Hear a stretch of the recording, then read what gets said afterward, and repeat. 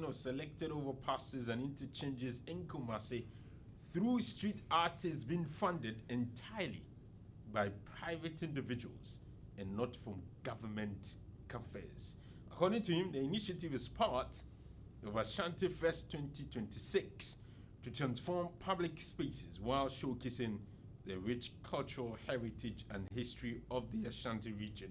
He explained that the artistic works displayed at the Asokwa overpass enhance the aesthetic appeal of the city and position the region as a potential hub for tourism and investment.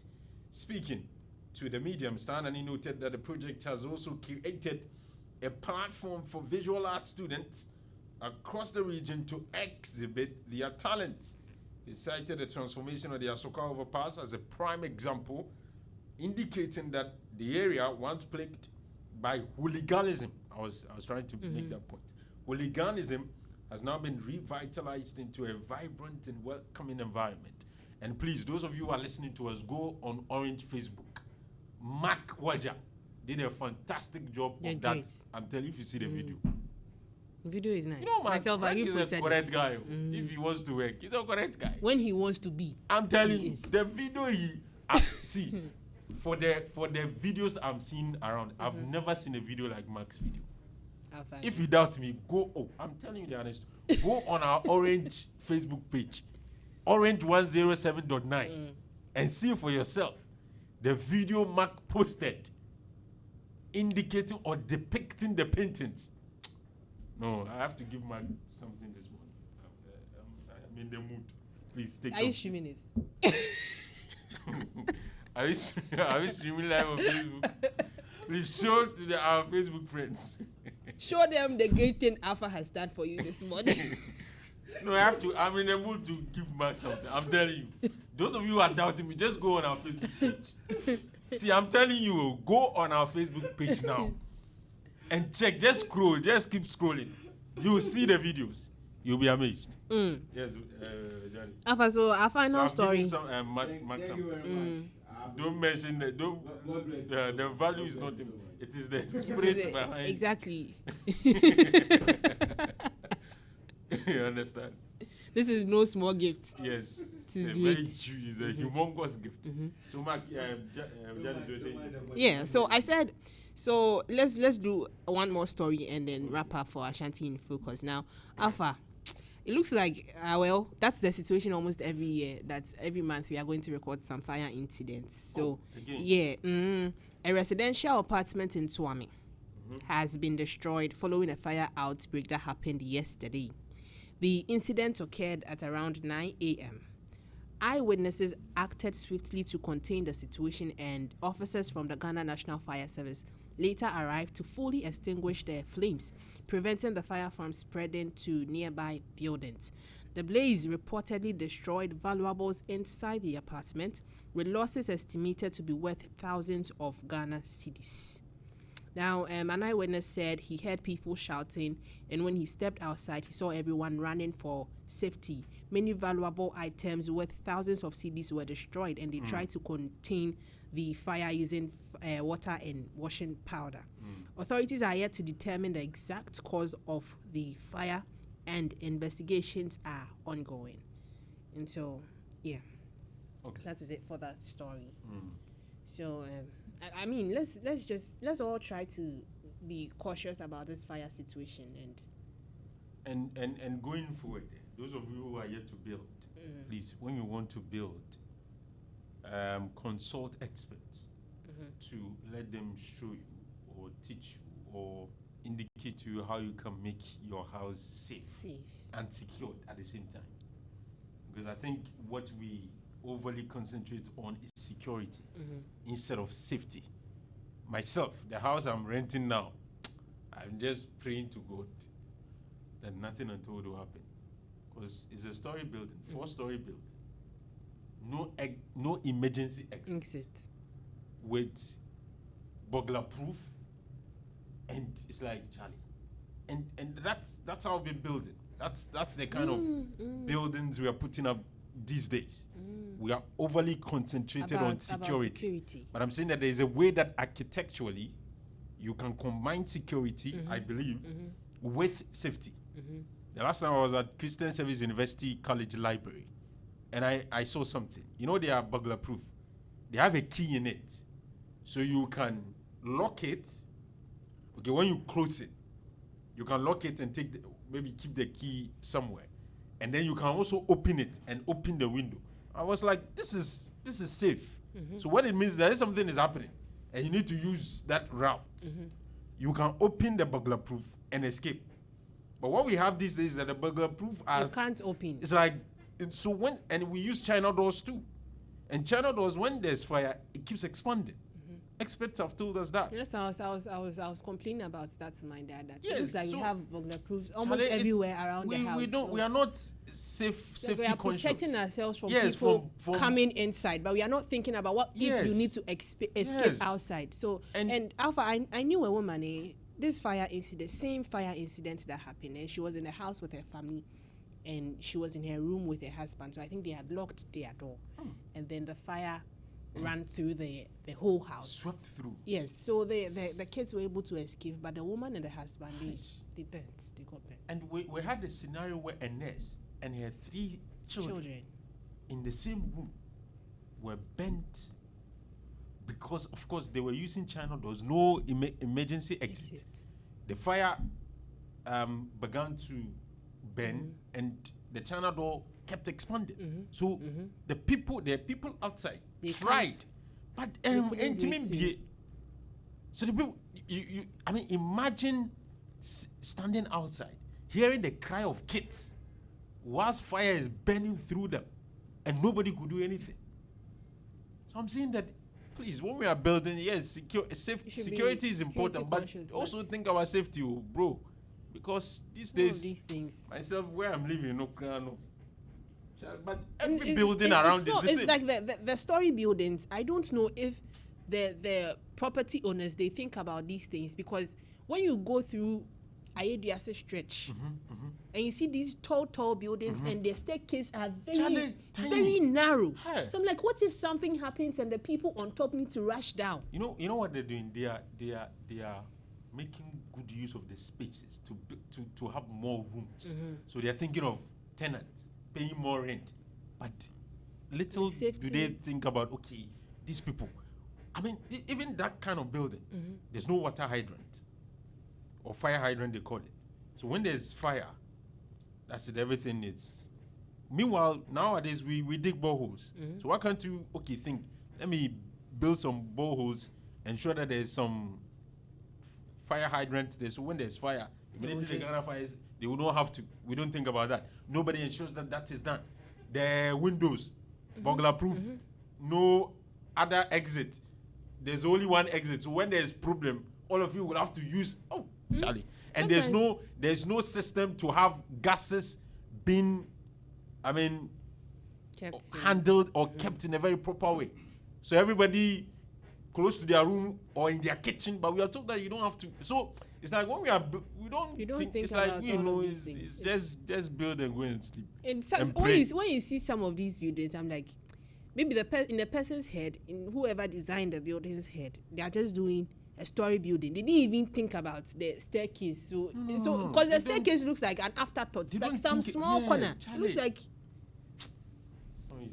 like they finished building and they're like, oh, people need to go upstairs, so let's do staircase, and they do something small for you. So when there's something, it means all of you will have to use the same path. I don't think that's what happens in other jurisdictions, but here we are. It's Ghana. It's Ghana. So wherever you are staying, I'm a republic. So let's put our trust in God. And nothing untold will happen. Because if it does, a lot of our buildings will be in serious crisis. Wherever you are staying to, just be cautious about your own safety and security, because that's one thing is one of the reasons I don't like cooking. I don't want to handle the gas. I'm turning off your system. Microphone. Turning off your microphone. Please, let's are you turning off my microphone? Let's go for a quick break. No, it's because I don't want to expose my. We'll be back.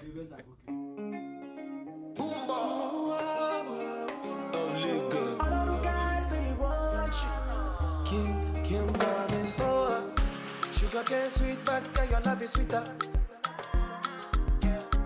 overload juice mixed with a little ginger.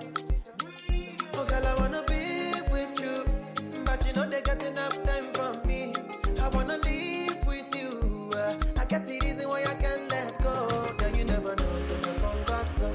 Man, them so far to find your love. Girl, you never know, so you gon' gossip. Man, them so far to find your love. Girl, you never know, so you gon' gossip. Man, them so far to find your love. Girl, you never know, so you gon' gossip. Man, them so far to find your love. Match on your chin, now walk your don't talk. Got me like a thief in the night, long jaw. But you know, say, all of my niggas, them ball. Nothing you go ever need at all. Match on your chin, now walk your don't talk. Taking it a break, I me, I know the rush. Baby, if you want me, catch a rebel, my miss with me. Yeah. Show me a jigger, let me see. Let me see. And let me see the woman that is with. I put a couple $1,000 on your wrist. What's on your wrist? Mama, they can't touch you. I ain't never see this kind, babe. We do so kind things, make me feel some kind way. You know I'm not just trying to get laid, cause I know some kind chicks do it for the right pay. Baby, make I fire you with my machine gun. 16 rounds, I be King Kong. Girlie, make I sample you my brand new song. Baby, love. Oh, girl, I wanna be with you, but you know they got enough time for me. I wanna live with you. I can't see reason why I can't let go. Girl, you never know, so you gon' gossip. Man, them so far to find your love. Girl, you never know, so you gon' gossip. Man, them so far to find your love. Girl, you never know, so you gon' gossip. Man, them so far to find your love. Girl, you never know, so you gon' gossip. Man, them so far to...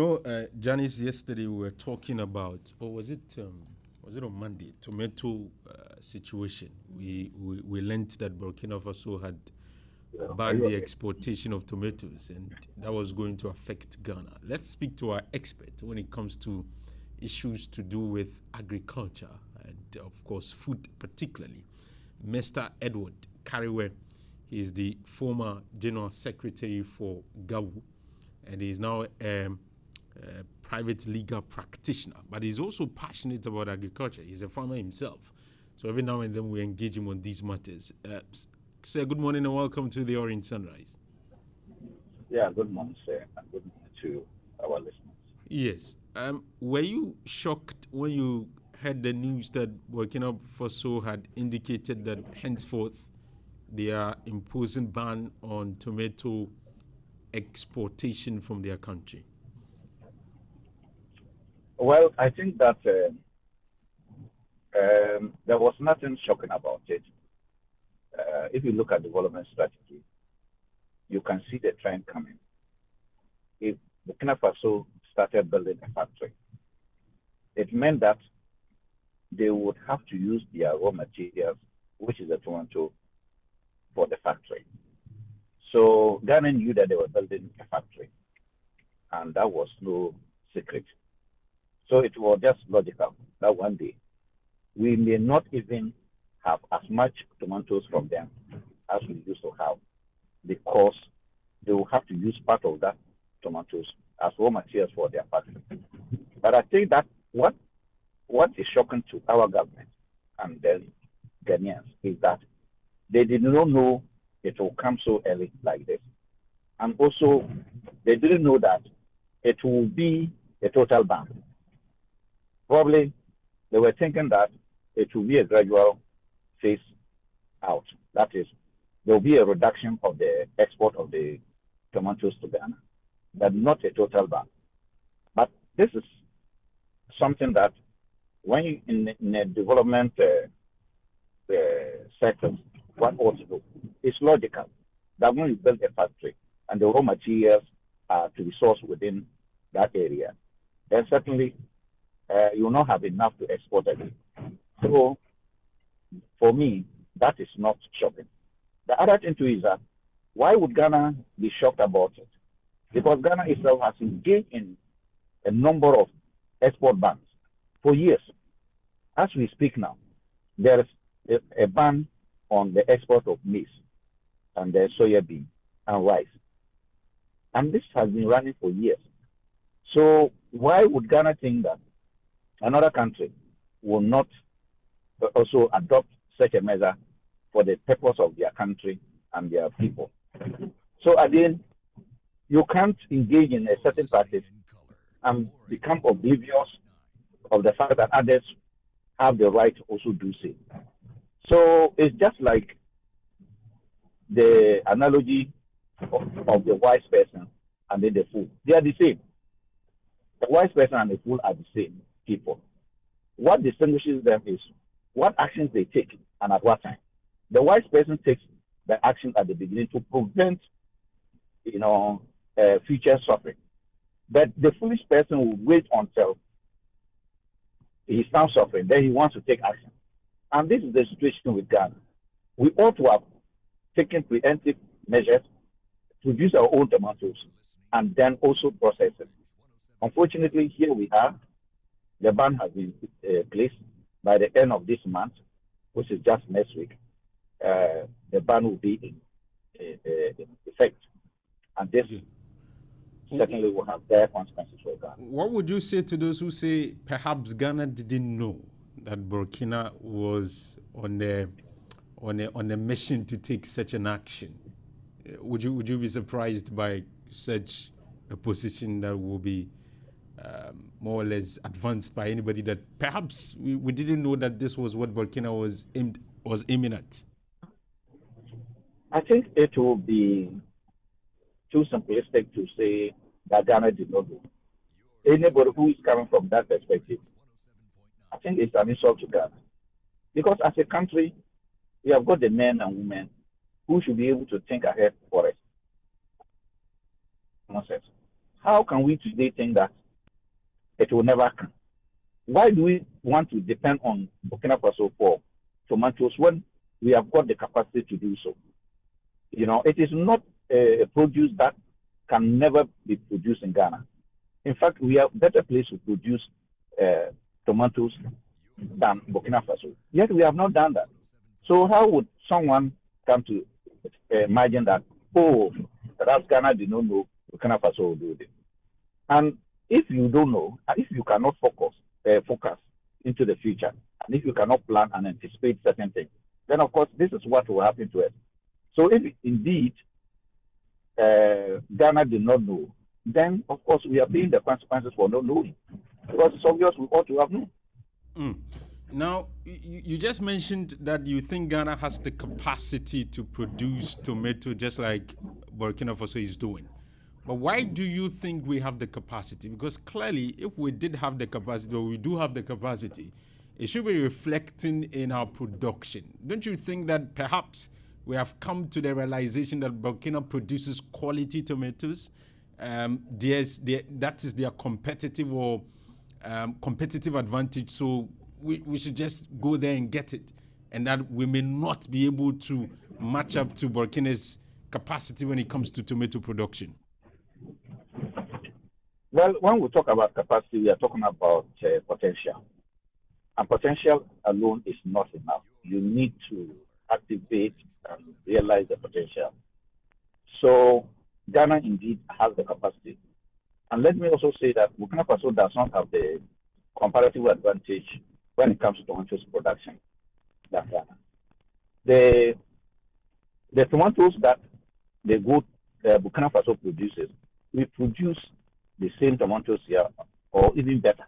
As we speak now, when we go to Navrongo, we can show you places where tomatoes is produced, which is better than Burkina Faso tomatoes. So it is not that Burkina Faso has got the comparative advantage when it comes to tomato production. It's just about being consistent. Life is about consistency. Life is about endurance. Life is about planning. Ghana does not plan for it because we even in the midst of all that we have, for instance, we ever had processing factories at Ologo, at Kumada, and the rest for tomatoes. But we've left them to rot or to collapse. So it's not about what is available or what you have. It's about how you maintain them and then improve upon them for the future. So that is the major weakness of Ghana. We have almost everything. Even look at it today. We have got gold, we have got rivers, we have got forests. But in producing the gold, we decide to poison all our rivers. So it's not about comparative advantage. It's just about how we utilize our resources in the country. So Also, Ghana maybe cannot be. No, go ahead. maybe it's also the fact that the tomato farmer in Ghana is not encouraged to continue producing tomatoes because of the realities facing the sector. For instance, we know that tomato is a perishable produce. Some farmers do produce the tomatoes, but at the end of the day, what happens? They are unable to get market readily, and the tomato will go bad. So if you are a reasonable businessman, in this case the farmer, you may not be encouraged to continue farming. So maybe a lot more farmers have refused to continue farming, reason why our production capacity has dwindled. Don't you think so? Certainly, that is the case. But let me tell you that I was a tomato producer myself, and tomato production is a capital-intensive, venture. And then when your tomatoes begin to ripe, within 2 weeks, it will all be ripe. So if you don't get good market for the food that is ripened, then you can have nearly 100% loss. So it is the case that people must be encouraged to produce tomatoes. All of us have moved out of tomato production because it is highly perishable. But if you look at Ghana and Burkina Faso, as we are talking about the heat today, it is hotter in Burkina Faso now than this. So if tomatoes is perishable in Ghana, why is it that it's not the same tomatoes? It's not perishable in Burkina Faso. How come that they are still able to produce it? So it's just about, and then again, you can see that Ghana serves as the market for Burkina Faso produce. So there's market here. The market is in Ghana rather than Burkina Faso. Until recently, that they have built their factory, they did not have market for their tomatoes. That is why they were exporting it to Ghana. So when it comes to market, we have got the market, but market must be organized. And if market is not organized, then you have chaos. And that's what we have in the country. Look, our market here, nobody can carry tomatoes and go to Agbogbloshie or any other market to go and sell. The market women will prevent you from doing that. So they determine what the price should be and what quantity should be for. So once we have not organized our system well, then it will create this confusion, and then people will move out of tomato production. And then later on, when there's no tomato production, they will then move to Burkina Faso to buy the tomatoes there. And here we are, they have also placed a ban on export, and all of us have to bear the brunt. Now, what will happen is that we will increase our consumption of canned tomatoes. See, and canned tomatoes is not produced in Ghana. So it means we have to increase imports of the canned tomatoes. So we are going to use more dollars or more foreign exchange to import. So that will create inflation. So the price of canned tomatoes will go up significantly, and then the entire country will lose. We are not only losing the benefit of the tomatoes from Burkina Faso, but we are now going to use more money, foreign exchange, to import canned tomatoes for consumption in the country. I see. So, okay, so that is what you think is going to be the temporary step we are going to take, right? Yes. If you look at tomato consumption, apart from porridge, and then I don't know which particular being, almost every every staple you need some tomatoes in it. Yeah. So the immediate measure is that those who are importing canned tomatoes will import more of it to meet the shortfall. For some of us, I don't use canned tomatoes in my house. But if I don't get the fresh tomatoes in the market, certainly we have to go to use the canned tomatoes. And the canned tomatoes is that there's flour in it. You know, about up to 40% of it is not pure tomatoes. You know, so it's not the best for us. But in the absence of the fresh tomatoes, then we have to import more. And so the immediate solution is not coming from government, but it's coming from the response that the people will give to it. And that is importers will now import more of canned tomatoes. Okay, sir, please. So in the long term, do you think the government is taking steps to make sure that we don't get to a place where there's less tomato supply in Ghana? I'm not clear about that, whether government has got a long-term plan for tomato production. I've heard about government officials responding to the crisis and that they are encouraging farmers to produce more tomatoes. It's not enough to just encourage them. They should tell us that, look, much as they are encouraging farmers to produce tomatoes, we are putting up a factory at this place. We are doing this, we are doing that. In the next 2 years, that factory will be ready for operation, and that it will now, our produce or farmers' produce will be consumed by that factory. Otherwise, the mere fact that you are encouraging farmers to produce, it's not enough. They will produce, and if there's no market, they will lose their capital, and then they will not be able to continue to produce. So I cannot vouch that there's a clear plan for long term. But if you listen to government officials, it appears they want to address the matter going into the future. But we need that plan clearly spelled out for all of us to do. Okay. Yeah.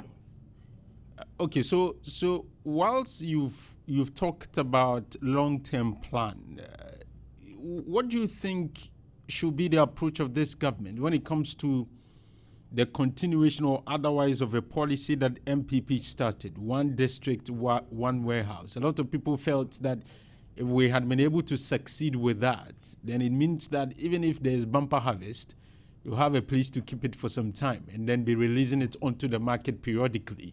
Do you think the government should critically look at that policy and maybe build these warehouses so that we can have all year farming and farmers will not have to be concerned about market?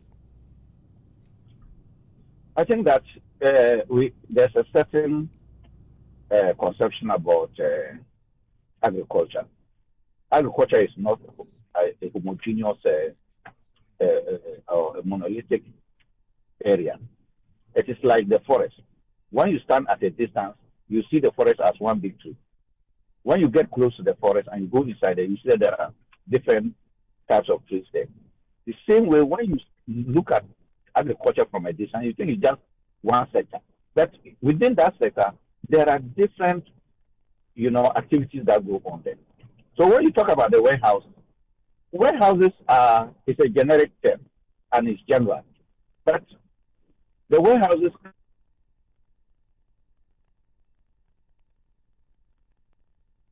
come from the type of, I'm saying the tomatoes warehouse should be different from that of other produce warehouse. Okay. You see? So it's for us to be specific. Okay. If we are going to have warehouses for tomatoes, then they are going to be specialized ones. And Hello? And then some are going to be at the market centers, or need to be clearly stated, mapped out, and then step by step we provide for them. Okay. But if it is just about warehouses, it doesn't necessarily address the situation. Okay.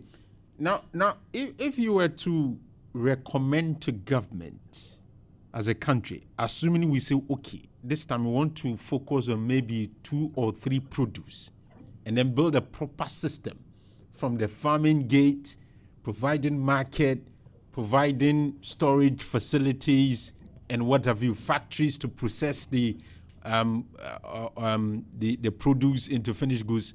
Which 3 main produce would you recommend Ghana to specialize or to focus on for now? In that area, I would recommend maize. Maize is a staple food for all of us in the country, wherever you go. It can be used for porridge, tenke, bamku, cheese, and what have you. So porridge is one. Rice is also another. Which can be used for so many varieties. So maize and rice. Yeah, and then when it comes to the vegetables, tomatoes, there's a capital consumption of all these three crops. It's always increasing. As Ghana urbanizes and the middle class also expands, rice is the easier meal you can have. So maize the same way. So I think once you have restricted into three, I would go for these three: maize, rice, and then tomato. I see. And you think if we're to focus on that, this will help our economy? It will help the agri sector largely? Well, I think that we cannot claim to be sufficient in the production of all foodstuffs. Yeah. So we need to identify the main. Even if we have a dream, a hope of one day being able to produce all that we consume, then we need to also still do that step by step. Yeah. You see, so that is why I think that we must focus on a number of foodstuffs and then see that we are self-sufficient in the production of this one. And then the rest, if we even have to import, then we do so. Mr. Garwe, thank you very much for your time this morning. We are very much grateful for the education that you have provided us this morning. Thank you very much for your time. Thank you too for the opportunity. And that is Mr. Edward Kariwe. He is a legal practitioner and also someone who is passionate about farming. He is the Director, Policy and Advocacy for Legal and Entrepreneurship Support Hub. And he's also the former General Secretary for General Agriculture Workers Union. So he has said a number of things that we knew what Burkina was doing. We knew that Burkina was building factories. And we knew that if Burkina finished building these factories, they would need raw materials to process into finished goods. And we knew these factories were tomato factories. So that should have hinted us that as a country, this was what they were going to do. But he said, typical of Ghana, like, we are not voted like that. So, like, we didn't pay attention to what was happening. He said they expected the ban to eventually come, but they were not expecting a total ban. Look, even the partial ban that they were expecting, it was still going to affect. Yes, what measures did they put in place to ensure that that was not going to be too biting on us? He made another very valid point that the government is now encouraging farmers to go into tomato production. But there's no clear-cut What's plan. The policy? What's the deliberate plan? If I'm a farmer, for instance, Janice, you've gone into tomato production this year. You've cultivated, maybe, I don't know how they measure it, but let's say you've recorded bumper harvest. Even if it's not bumper harvest, normal harvest, okay. Now, just like he explained, tomato is a very, very perishable produce. You've cultivated it within, say, a week. You've not gotten people to buy. What do you think is going to happen? The tomato is going to go bad, right? That's my investment that has gone down the drain.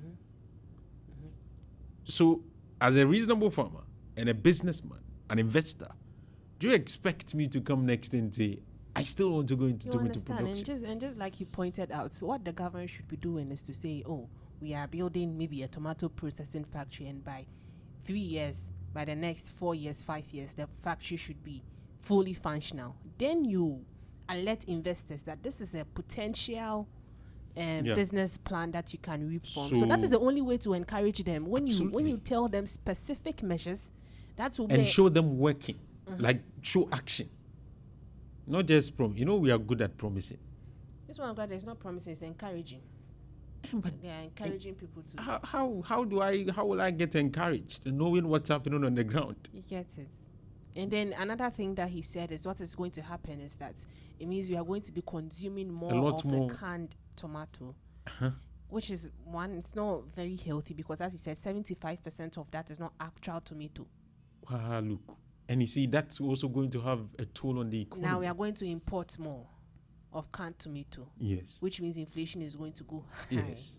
So I don't, like I said, it's like our problems are very cyclical. But It's meanwhile, historically, places that are known for tomato production. So as a government, maybe you can say, and just like he said, when it comes to vegetables, tomato and maybe pepper is something fundamental that you need in every meal or in a lot of meals. Ghanaian staple. Yeah, like a lot of the food you eat, if you eat it with something, the something will have to come with pepper, tomato, onions, and what have you. Do you get the point? Now, so it means that tomato is a big deal. Why can't you identify the areas that produces tomato, like your Akumadan, for instance, and Pualugu that you mentioned, other places, and say, okay, maybe if we cannot escalate this across the country, let's do specific identification of areas that are good or have the vegetation that is very, that is a fundamental requirement for tomato production, and begin to build these systems there. For instance, the encouragement of farmers, giving farmers tools and maybe whatever sponsorship, building the factories, building the specific silos that will be needed in these areas for the storage of tomatoes, and use these areas to feed the whole Ghana. Because I'm sure in Burkina, it's not every part of Burkina that is Doing heavy. tomato production. Do you get it? They have, because every area has something that they can give. So in Ghana, Akumadan, what are you doing with? What's the strategy for Akumadan, for instance? What's the thinking around? Okay, this is Akumadan. This is what they have. This is the resources that the local area can boost up. How can we create an economy around it so that it is helping the local area, but also using that leverage to feed the entire country? I'm not an agric minister, and this is not very sophisticated thinking. Even my junior brother who is in P5 or something, when you ask him, I'm sure he can bring all of these ideas. So it's not something that you need some PhD to be able to know and understand. Which is what we said, I think either on Tuesday or I think on Tuesday or on Wednesday when Mr. Ahmed came around. That, in Ghana we have a culture of really talking about our problems. Yes. Giving ideas, but it looks like nobody is willing to take action. The action part is our biggest problem. And I don't know why. Because we pay ministers. The minister we have, he's a very fantastic minister. He's a very brainy guy. When he's talking and giving you verbal solutions of our problems, you'll be amazed. So he didn't know Burkina was doing this. He had no idea. Which was what I was asking you earlier, that as we were seeing, because Yeah, Mr. Ahmed made the wait point to- that all the machines that they are using now, it passed through reports. So as they we have saw that very they were idea. doing importations, they were doing this, like no one thought about the fact that these people, something might be happening. Because the Ghanaian mentality is always find the cheap and the quickest solution. So go and import our solution. So the next thing he's thinking of going, which other country can I go and import the tomato from? He's not thinking, oh, but Ghana, can't we? Do something. Were we not in the producing long term. tomato in the past? We have not always relied on Burkina for tomato, I don't think. It is So we used to have tomato produced here in Ghana. How come the system changed? What affected the change of the system? What happened that shifted the focus from local production to importation? How do we reverse that or And revert? when you go to these tomato producing, the communities that used to be heavily into tomato production, they will tell you that the factories were shut down. And that is how come the farmers stopped producing. Yes. So it's like, we are very It much is known. aware. It We is are fair. aware of the problem. We are aware of the We are aware of even the aware of solution the too. solution. But to do but that is why we pay taxes, and we call the resources taxpayers' money to give to government so that they can think and plan accordingly when it comes to these matters. So And why is it? I mean, it's just like Mr. Edward Carrier shared with us that there is no clear-cut plan that this is what we are going to do. Maybe in 3 years, this is where we aim to be. Get to.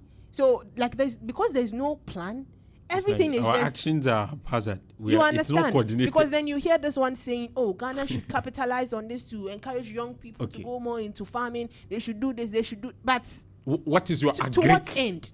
I said, what is your grand plan? Where do you want to get to with agric? That's a question you're asking. That okay. So let's ask this government in terms, and they have policies. They indicate things in their manifesto. So it's a problem. I think, folks, if you're just joining us, we've just been talking about a problem that we learned of, and we even discussed on Tuesday. And we think that it's important that we bring that conversation back because it goes to the heart of some of the primary problems that we've been dealing with as a country. First of all, lack of focus, lack of planning, that nonchalant attitude about our issues. Mm-hmm. It's like, okay. Which is what I was saying. Like, I don't think it is inherent in us to be, I don't know how to say it, but we are not proactive enough as a people, I think as a all country. of us, it's a problem. Yes, maybe our education, maybe the way we live, maybe our culture. I don't know, maybe culturally. Like, we wait for we wait for things to happen and then we respond. It's like, and then we talk. Yeah, we'll talk about and it. we are very nice talkers. So this morning we are talking nicely. But you see, that's my job. My job is to talk. The minister's job is to act. You've made a business out of the problem. But Yes. My job as a journalist, your job as Janice Opokwachim, journalist, Mark, we are supposed to talk. There's somebody who is given the responsibility to act. Not just talk, think and act. So if that person is not doing, if I come and I have not talked, that means I've not done my job, right? Mm-hmm. And it means my employer can say, Obogu, when you came to work this morning, you didn't work because you didn't talk. So he can choose not to pay me. Mm-hmm. The minister's job is to think and act. How did he not think about the tomato problem and acted on it? Like I said, we are just not Alpha. That is we are just not proactive. Somebody listening to us will say, these people cry. They think it's easy. No, we are not. But you see, I'm not thinking it's easy. That's why I'm not the minister. That's the reason why I have not come to the people of Ghana to vote for me. Let me be president. Vote for my party, so that my party, when they come, they will make me minister. I know my capacity for now. Maybe I can't act. What I can do is to talk. Your job was to act. You told me that you can act and you can think. Can all be talkers. I've given you the power. Come and think and act. Now you are saying me, I'm talking too much. You to act too much, so that everybody will be doing his job. Like I said, the problem is just we are not proactive. We are very relaxed and very comfortable. Too comfortable for our own good. So we are just relaxed, waiting for things to happen, and then now come and see, oh, what can we do? That one, even the acting, it's not in the long term. Just like he said, it's like we are looking for short-term solutions, easy ones. Let's manage it, but we are not. Let's dance around the problem. Let's try to take a little bit pressure off of us, but we are not looking at solving the thing to its core. So let's do something this morning. Take your normal staple, for instance. Let's say somebody is consuming kinky and fish. Let's do some calculation. If you take the maize, we are told that one of the reasons why the maize farmers are struggling in Ghana is because we imported some maize into the country. Maybe it was because of the lean season that we during the COVID time. Yes, I think so. As a result, we imported some maize, but we have also imposed ban on the exportation of maize. But we've not imposed ban on the importation of maize now. And that has created the situation where a lot of maize farmers have produced maize, myself included, no person to buy. In fact, now a bag of maize, you can even get it for 100, 200, 300 cedis. That's how low it has come.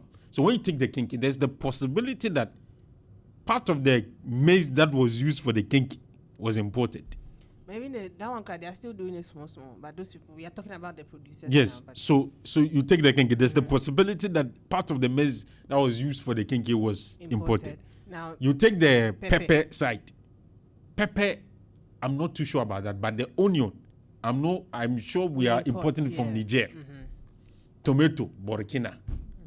So the other parts that you need now, and the two of them, the major part, tomato and the importation and the onion, even pepper. But I want to, because I don't have a lot of information on that. But if you take three things that you need fundamentally in the pepper or in the sauce, if you take the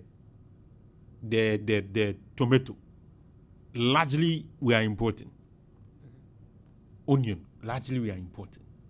How can your economy survive if the kenke on the table of a Ghanaian today is close to 60% imported? The normal local food, what we call local food, this is not continental meal, Janice. The local food, we've done our estimation this morning, and practically there's the possibility that between 50 to 60% of that what you're consuming in terms of kenke is imported. No, that's not how. At least look at the maize. Maize is not some. Why? If you go maize, why did we have to import maize? Tomato, we used to produce it. Why did we get to a point where Niger giving us onions? So if a country you don't have plan to feed yourself, you can't give your people food that are locally produced. And so you want to do what? What at all can you do? Because as a family, the fundamental thing any family this morning is thinking about is food. So let me take the government as the head of the family. What you should be concerned about is how your people are eating. What are they eating? Where is it coming from? Even that one you can't do. What at all can you do? It's a problem. So we need to do better. Agric is a low-hanging fruit, if you ask me. What we need is focus, commitment, planning, and action-oriented people to look over these things and implement these things. If we have it, food should not be costing what is costing in Ghana today. The rice he mentioned, you have local rice farmers producing rice. You say you won't create any policy to make us consume it. It is there. They have struggled to produce rice. You have government agencies that organizes events, programs every now and then. You can't implement policy and say, okay, for government, at least government agency, anytime you are doing any event, the food that should be, the rice that should be prepared should be locally bought. You are implementing free senior high school. You are feeding the kids. Some of these kids, their taste can change depending on what you feed them at the senior high school level. You have rice farmers who have produced rice. Can't you have a policy that says for free SHS, what we are going to feed our people are locally produced rice? That one too, is it difficult to do? So even if you take these two areas that I've mentioned, it's going to consume or it's going to absorb a lot of the rice that these farmers have produced. But meanwhile, you don't do it. You allow these local farmers to produce, no bias. They are competing with and you are ensuring that you are opening the opportunity for people to import more. No policy to say, okay, let's do maybe 40-60. 40 local, 60 foreign. So I think it's a when you are talking about these issues, it means it goes to your chest and then you feel like you cannot even breathe because, I mean, like how? Food can't solve. What can we solve? Let me go to our friends. Maybe they can help us solve it. 0541022318. If you are listening to us, join us. We've been talking about tomato for some time now. We are still talking about it.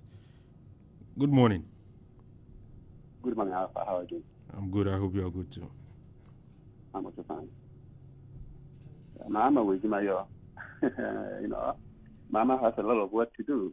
But in any way, before I come, because where you want to put it to, I don't stand outside to make a call to speak on Orange FM. Either I am in my small office or a packed car. So, Mr. Tituwe, they want to put it away. You see, Alpha, the reason why I said that Mama has a lot of work to do is one of them is this.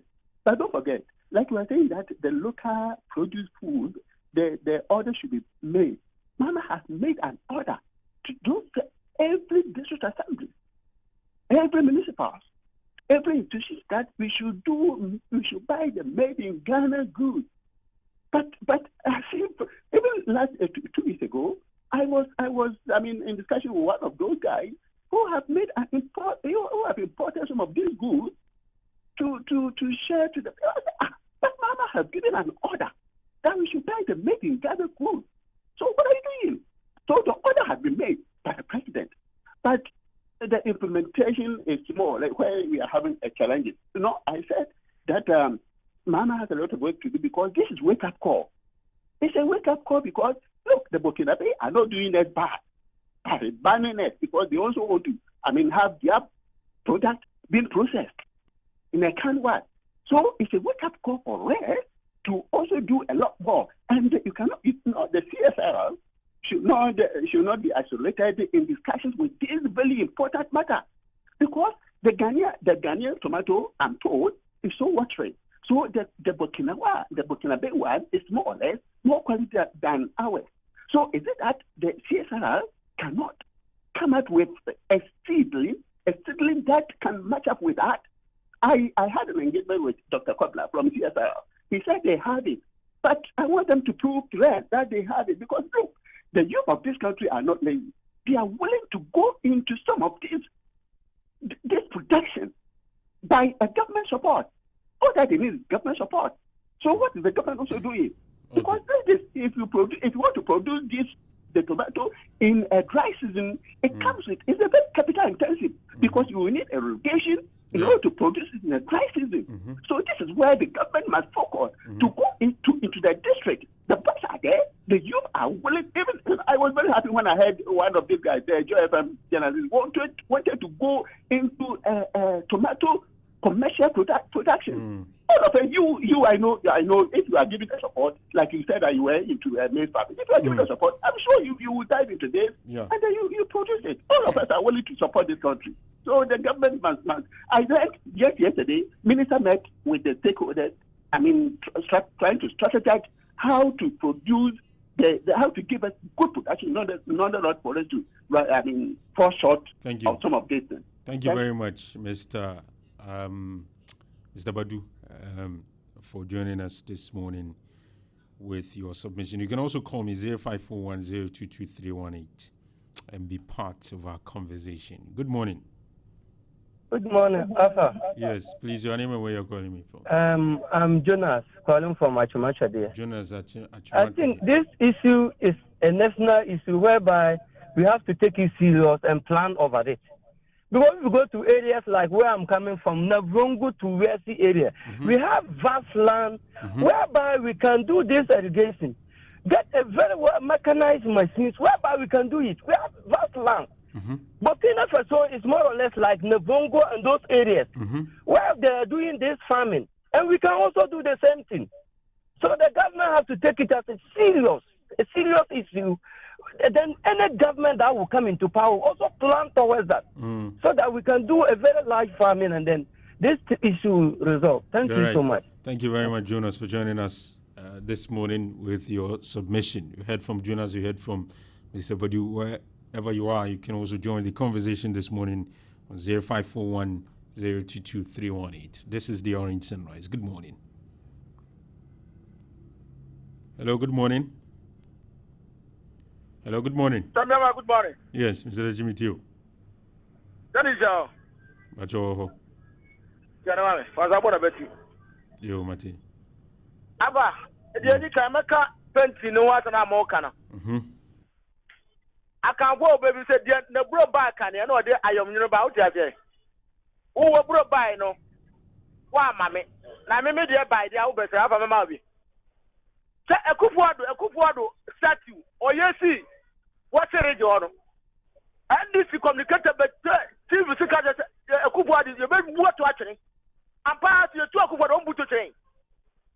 Abba, let me pay the wire feminine and Raman for the Anna Walker from Quaque. Any time, Mamma statue, oh, yes, Abba wasn't yet to be more. Mamma by a precise feel so a down. Envamra won't do mbu Ah, status. now about almost a investigate. Who are the And the fact that I see that no interest with my a criminal offense. Equalization, yeah, less than will be no one.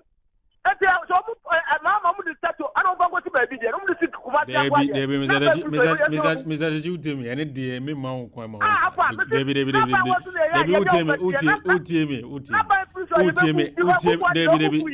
okay, I think I'm compelled to drop Mr. Techi because he's preaching an illegality on the platform, and we cannot encourage that. You can call me on 0541022318. Good morning. Morning. Yes, Nigeria woman. Nigeria woman back up. Not out. Baraka Sada. Baraka. Pamicha me excellency to Jamani Mahama. Siana pa ni chiri. But Professor Nana Okuku Ajima. Siana. Na meko masem sunu. Eya ho ya kasa. Na Mr. Teki Walker.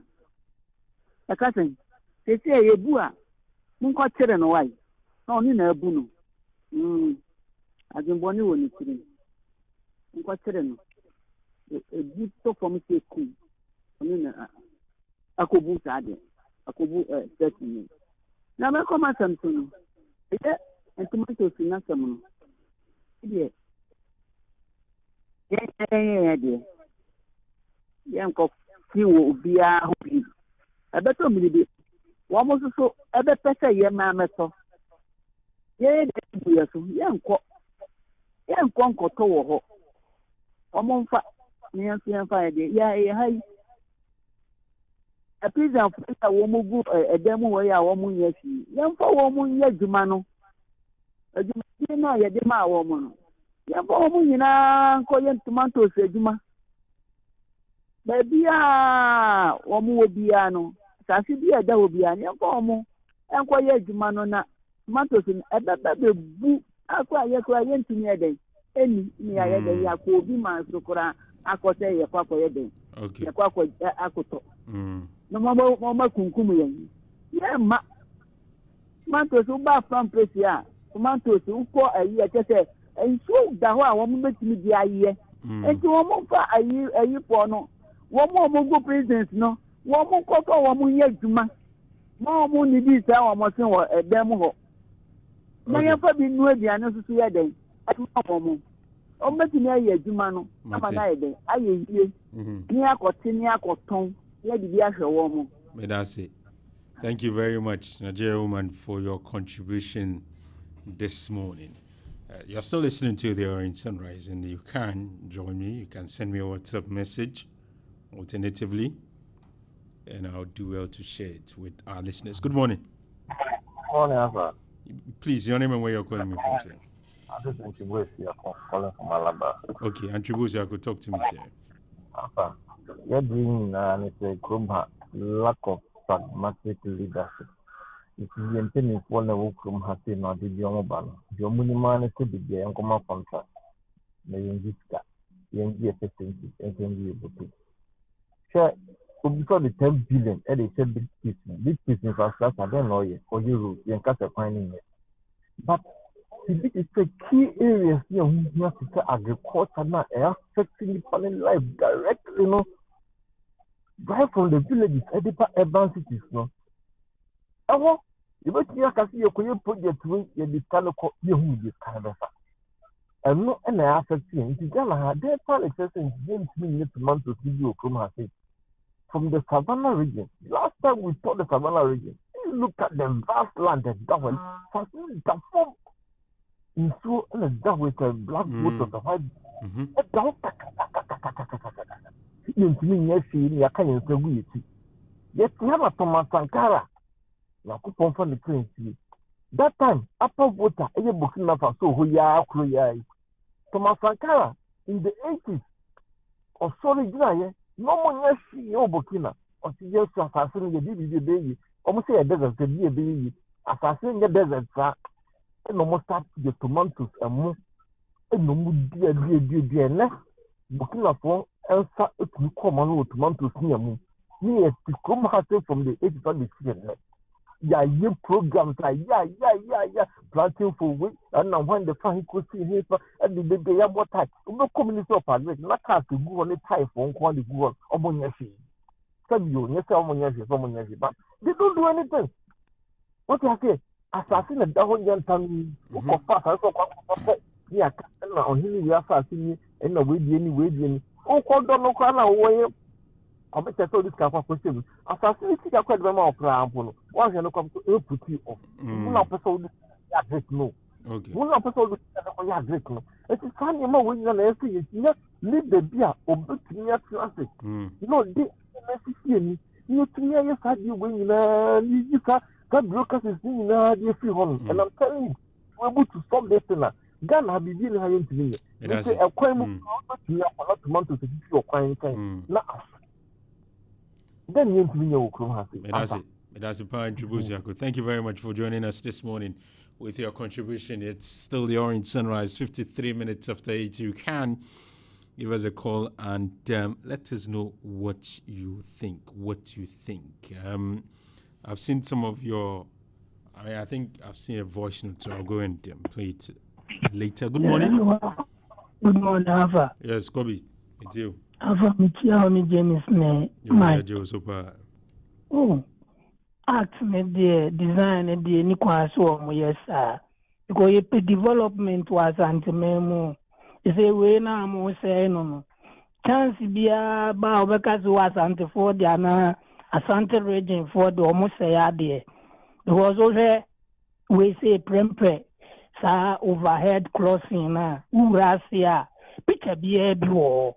Na no yans bibi wo wa me mfanye politics tinye nipakuro yesa nye up to now sa prempe hona underground crossing hona bibi aye kama we for picture kese obie bi wo di mo nyesa nyefe why ntino na niko agriculture side na Ghana yesre mpanyifo no I was say your resource. So also develop agriculture side do my na boa enye ntos nku said all kind regions no nko bia wo di obeye asase no wo monji ma no boa machines because mimi hu ni se nipa ya obre the machines no so wo a e be boa ko Europe baby to say German say show mo agriculture machines nko an no mo de F bia mitimi FMF4 ye kura ye fe na boa because enema boa din na gina sa na na so mo boa e kuro so wona na yesi wo da bia se enema boa a e sa na ma se ba forma ma ibuna e ba forma obi etimi to ade entitam bia ska wo kuro nim nto omo boa enmo mo sha that side na so omo ba one way nkwa yes atimamfo no yeso ye bre ye pa ye kura intimi nto that's it yes mpanyifo mu ni nyame nya adwuma wa that's it Kobe for joining the show this morning with your call. So okay, let's speak to this caller. Good morning. Hello? Hello, good morning. Yes, please. Your name and where you're calling me from, sir? This is Benjamin from Kronum. Benjamin, Kronum, talk to me, sir. You know, this thing we are talking about, this tomato issue we are talking about, you know, the excuse that some people are giving that Ghanaian tomatoes are watery. It's not all Ghanaian tomatoes that are watery. Let's take Savannah region like this because that's where I'm coming from. Oh, okay. So Savannah region like this, when you produce tomatoes, the reason is that, you know, the area is not a watery, like it's not that watery. You know, the weather is different. The weather is different from the southern sector. So by all means, there's not too much of water in it, like as compared to the one in southern sector here. So we can produce tomatoes, let's say from Savannah region, Upper East, and those areas, which will not be as watery. With proper irrigation system. Proper irrigation system. Okay. You see, the black voter is there, the white voter is there. We can use those things, those rivers for irrigation. Yeah. So there's no excuse. You see, Ghana is a blessed country that there's everything you need in it. Everything that you need is in Ghana here. The only thing that we need is machinery for irrigation. That's all. I see. There's no excuse that we the only thing that is killing us is blame game. This president came and did this. Everything, almost about 99% of everything that we do in Ghana is just politics. This president came and did this. Because of that, I also do this one different. All in the name of projecting the names of political parties without thinking of sometimes we the citizens in this country. Which is not fair. It's very heartbreaking. I understand. Benjamin, thank you very much for your contribution. So that's Benjamin also joining our conversation. It's bringing the time to 58 minutes after 8. Good morning. Good morning, Alfa. Yes, Eja. Thank you. Alfa, me, me de papa se Burkina Faso se omo maye tomatoes ni bi mo enyo. Me de pa Ghana. O peso o kire se yensu yenye self reliance. Oh, bibia importation no dodo. Import no. Hwe abamu penifo bebre wo di importation no na business wo. So, enimu no mu nya sikanti ye no mo mpese o mo encourage ya local production no. Oh, na se o mike to we afa again se wono wo hwemu kura wo mu ni natural resources kasi bia so sika wo mo free tomatoes no. Well, maybe me na fi African countries, East African countries. It's almost sugar cane one or more. And so the main source of income, and so or more quayanim. Nagana there yet says here, Sankabino, yes, unemployment, you lose employment. So Yama, a Greek near Conra. You to me instead of migrating to the urban areas. What would we call a Greek? Oh, no, baby, a full no baby, a pro or no being tono. And why now, Bako? Well, you know, abandon share. No, so create employment there. Once you are this side, oh, ye pa. Now, and we are man, school feeding here, and I'm okay. So many thousands of secondary schools are feeding you me. And here, to mean, talk a queer phone in your man and found instead of importing all the food items. So, yeah, proper planning, no, in your sense to do or one else, no. Or instead of making money, no, doing it good, no. They want to make money out of it. And they are brought a trebiano more. To almost now Greek no. Or no more any year money no ready market. A bit me I employ thousands of the youth. And that's it. So me that say, Eja say what bet you drink. Exactly 9 o'clock. Let's speak to BY. Good morning. BY. Good morning, Alfa. Yes. What's your take on this matter? Alfa, I've been saying that Ghana's problem is with the leadership. Oh. You see, yeah, it has long been with the leadership because one thing that pains me so much is that today's politician will rise and be given the opportunity to talk about Ghana and the person will recount the achievement of Nkrumah. Oh. What is preventing them from continuing or buying the ideology of Nkrumah to build this nation? What is preventing them? These two political parties, 34 years in government, who is preventing them, or is the ghost of Nkrumah that is saying that they should not continue from where he left off? Nkrumah wouldn't have been a life president of this country. Even if he was not overthrown, he wouldn't have been a president today. But what would have, maintained his name and his ideology was for people or government to pursue what he was doing. Nkrumah was good. Nkrumah was good. And they will be saying this to score 3 political points. What is preventing them? And Nkrumah was so much into industrialization, even in the 60s. Yeah. So the today politicians, why can't they learn from that 60s when Nkrumah was trying? Because he had a foresight. He had a foresight that there will be a time that we will move away from subsistence farming to mechanized farming. Don't they have these ideas? Please, we are begging them. We give them the power, but they are shortchanging us. They are deliberately shortchanging us. They always want to assume office and impoverish the masses. What kind of leadership is this? Please, it's time that even this is a shame. If anybody should hear of this, a closed door neighbor is saying that I will not give you this because you always rely on me. So what is also preventing you from producing it in large quantity?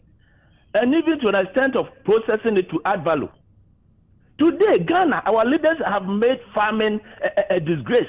So the youth are not ready to go into farming. All because of bad planning. We must move from that theoretical governance to practical governance.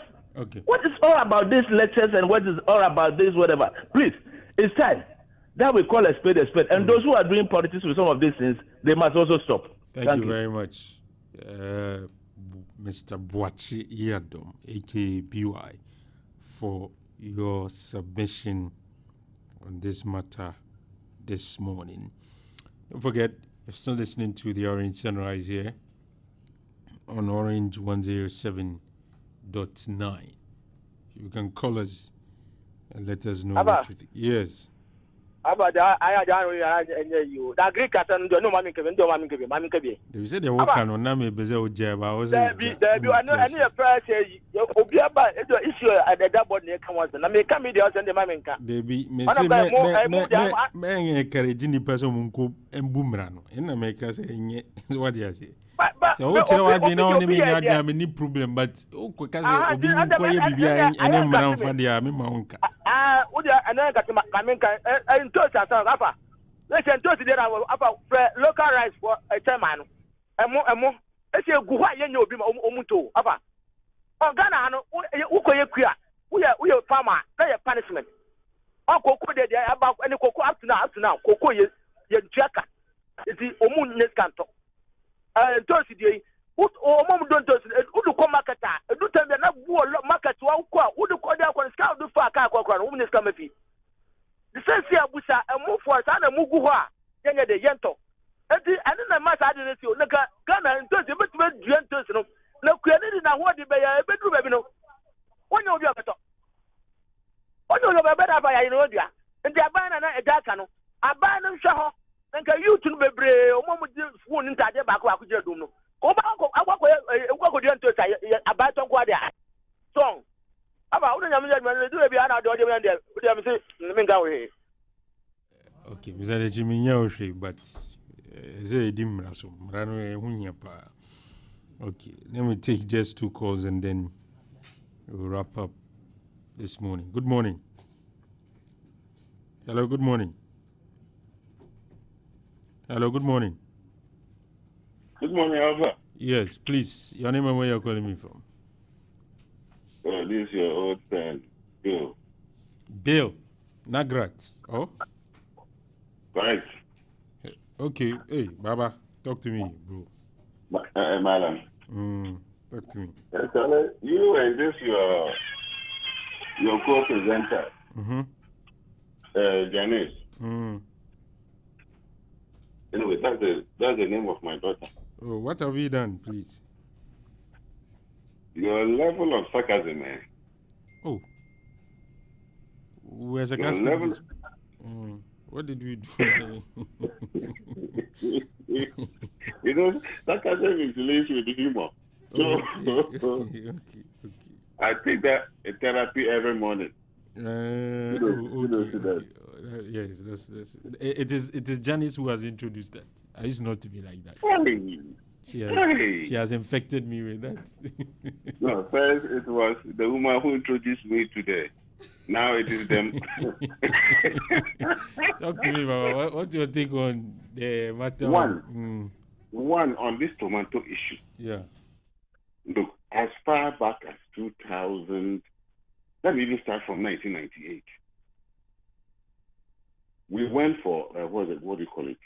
Burkina 98 for the African Games, African Cup of Nations, and Alfa, right from Pogo, that's just after Paga. Every secular community, you will see a borehole. In that dry season, okay, they had corn from Pogo up to Bobo Didaso.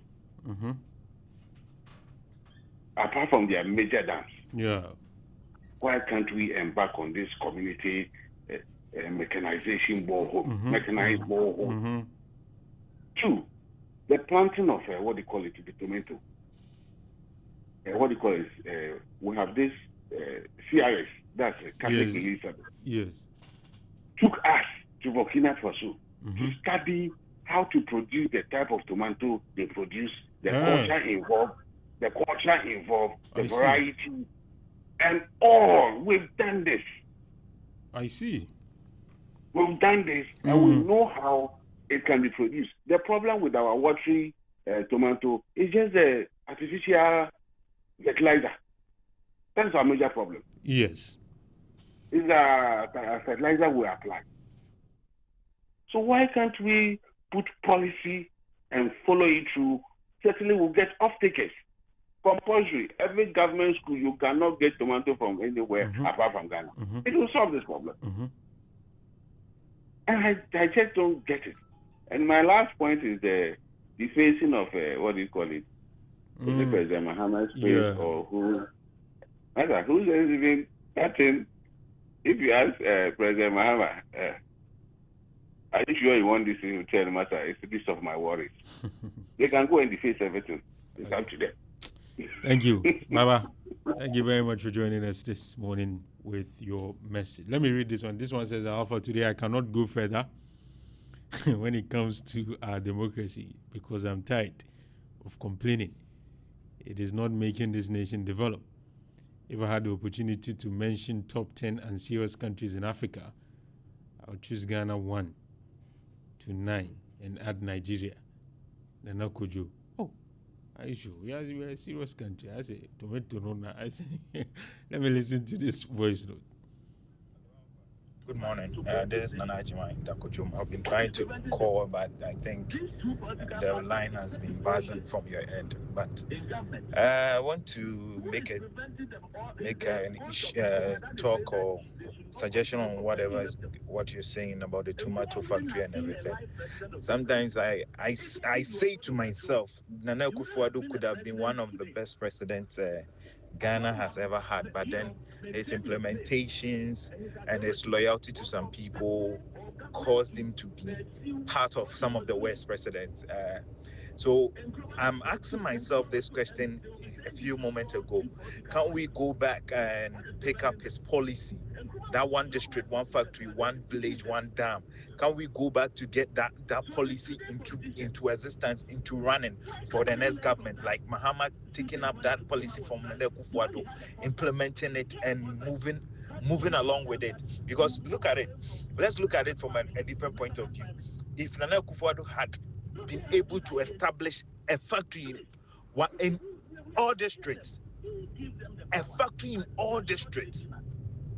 this tomato thing would have never happened. We didn't even have an effect on Ghana, because we would have had farmers farming a lot just to produce for that factory. We wouldn't have any problem with any war or anything, because we would have factories doing things for us. In terms of hardship, we will have things, these factories covering up that hardships, and so government can subsidize some of the cost and everything. But look at it right now. Mahama's 24-hour economy would have been visible. If Nana Akufo-Addo had established his policy of one district, one factory. Okay. Thank you very much, sir, for joining our conversation. Let me listen to this voice note. My friends are already in. I'll be introducing them very shortly. Alfa, kuya jumani ni se yidi Alfa. Impini fondi wa mumu ayo Alfa. Mimi mami kuya mimi fada ensu kuya ni pamu sasi kuya umudi kuya Alfa. Etumle bi nyandua kran nyandua ni na bebi nyere. Like isu e bi nyandua kwa Alfa. Ni nyere ensu etugo ena di machine asana na na ensu ma na ebi enwe kuya di ba bonti Alfa. Ye no obeto kwa na ya ase. Yenya obeto edigu ho pro ye na edi ye nyoma. Safa adwuma ne de ye ntumi nkra na ma ye. Ase mpinifo no ma ye ne nchino because of say adwuma no mo be bi esi kuku price. No ma ye no. Kuku price ni price e de to ni sai du a. Fa mpinifo ne de omomo ni na bibia bring ye de be man mpinifo. Thank you very much. Let me listen to Pakwesi. Boss, this is Pakwesi. Alpha, journalists use the correct word for them. They are proactive. Our leaders are proactive. That is all. We have to know that they are proactive. They come and just look for our votes, and after that, go and sit up and chop our money. Nothing. Thank you very much, Pakwesi, for joining us this morning. Let me talk to you about Goldfinger. When it comes to creating unforgettable moments, Goldfinger Restaurant is in a league of its own. They are open Monday to Saturday, 7 a.m. to 11 p.m. and Sunday, 11 a.m. to 12 a.m.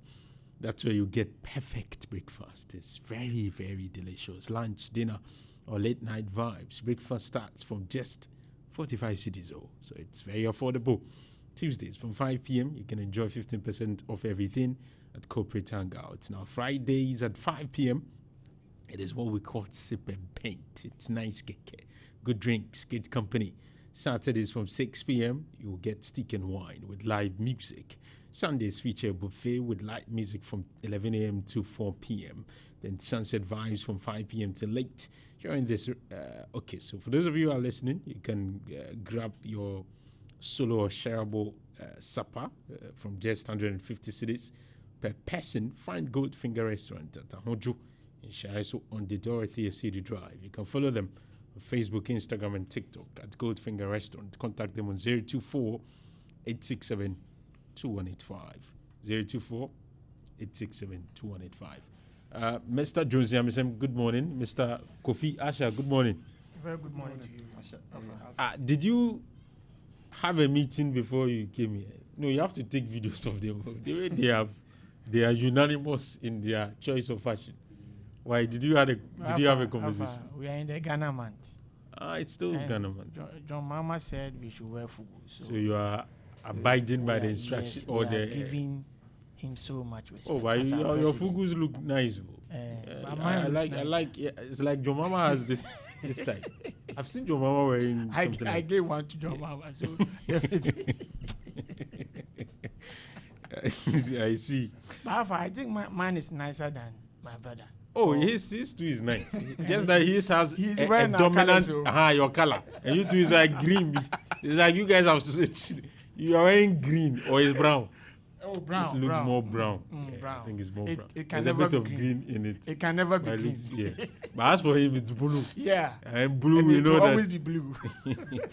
Let's get into our conversation this morning. Mr. Ramzam. Yes, sir. The government has chalked some success when it comes to the pushing the agenda to make countries acknowledge the fact that slavery was a very, very grave harm. Yes. Or a very huge harm that was caused to some Africans. And President Mahama is pushing for reparation. And yesterday we achieved great success when it comes to acknowledging the issue.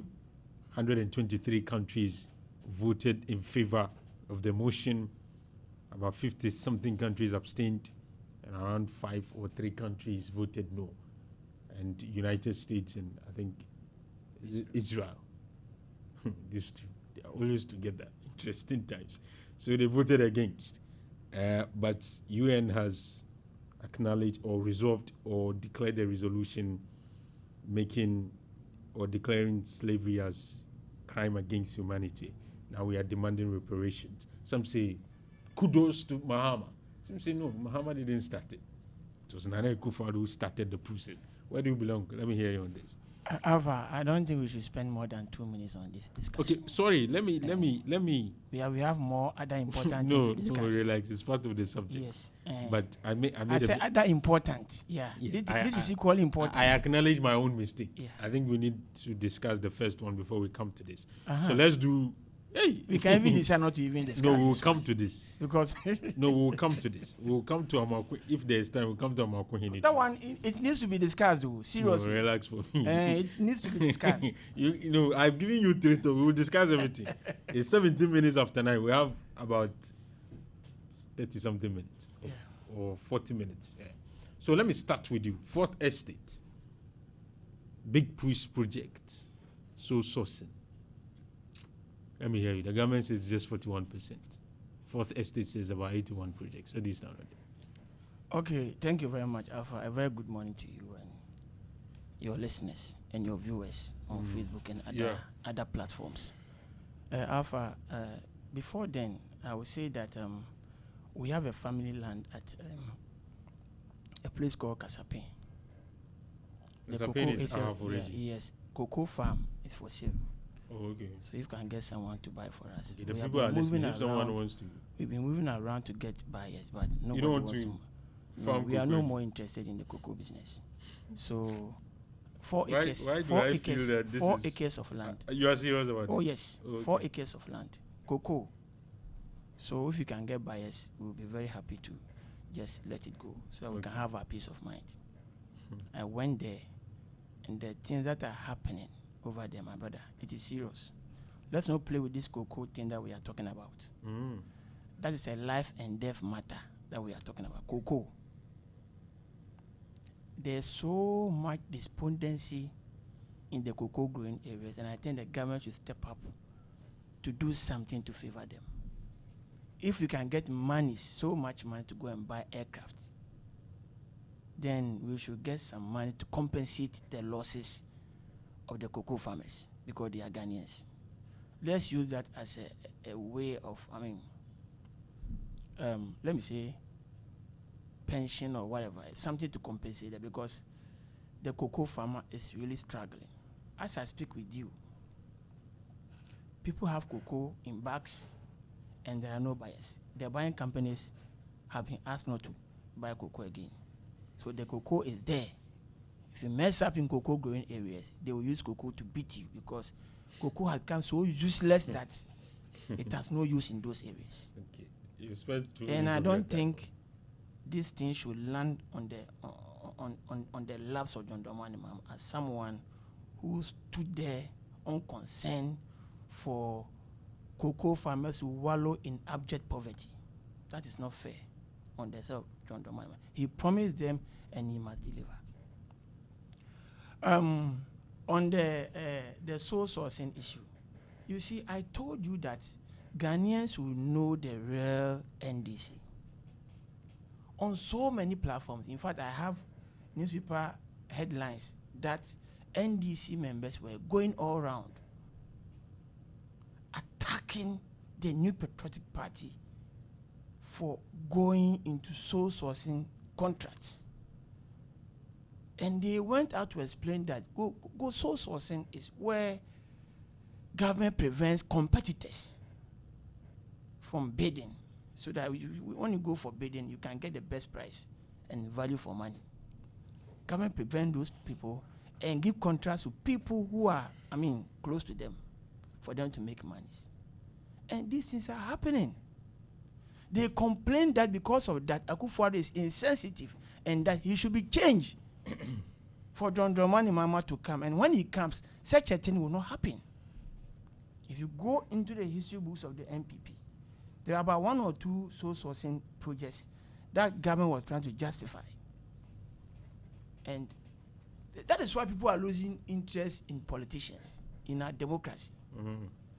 I found it so weird to see NDC guys coming out to defend the reason why this number of soul sourcing projects have been unleashed in this country. If this were to be done, it should have come from NDC people. The big push, all the projects, single soul sourcing. They are giving those contracts to their colleagues. And now you are here to justify quoting the Constitution to tell us that, oh, the Constitution gives window for soul sourcing. We told Ghanaians that. No, you see, this is normal. Oh. This is normal. When poor people get access to power, reckless people who don't know what to do to make ends living. When poor people? I'm making a point. Okay. People who don't know what to do to make ends meet. When they get access to power, they spend voraciously. Who are these people? Is it not NDC people? They are poor people. Poor people, they were poor people. Suddenly they have turned to rich men. That's too harsh. How do you describe them as poor Didn't people? you see the NDC guys moving around? Which guys? Sami Javi, has he worked before? Tell me, Sami Javi, has he worked before? But he wasn't poor, clearly. I said Sami Javi has never worked before. Look at the luxurious lifestyle that he's living. He has worked before. He has established. He said that. Where was he working? He said he was what, a poultry farmer. Is that what he said? No, he said he had a kitchen, restaurant or a restaurant at where? Club or something. He's a food vendor. Is that not so? Sami Javi, who say he's a food vendor, is now living a luxurious life. This man has never worked before.